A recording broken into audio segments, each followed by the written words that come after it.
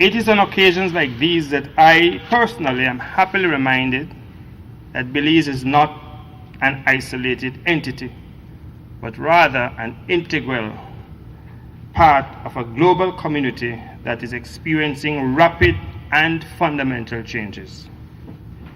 Changes which, in the main, happily, are conducing to the enhancement of the security and standard of living of people all over the world, including that of our own people here in Belize.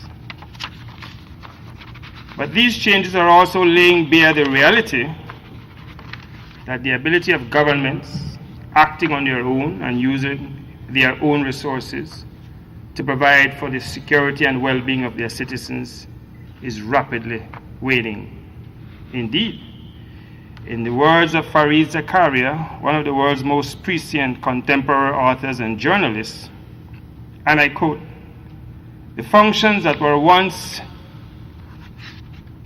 controlled by governments are now shared with international bodies like the World Trade Organization, the European Union, and might I add, the United Nations.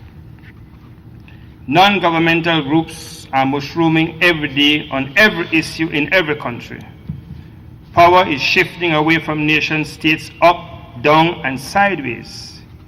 In such an atmosphere, the traditional application of national power, both economic and military, have become less effective." End of quote. Thus, partnering with UN agencies, among others, in this quest for development is the norm in the world today, not the exception. Indeed, it is an imperative for development for countries like ours. And Belize is therefore committed to the process.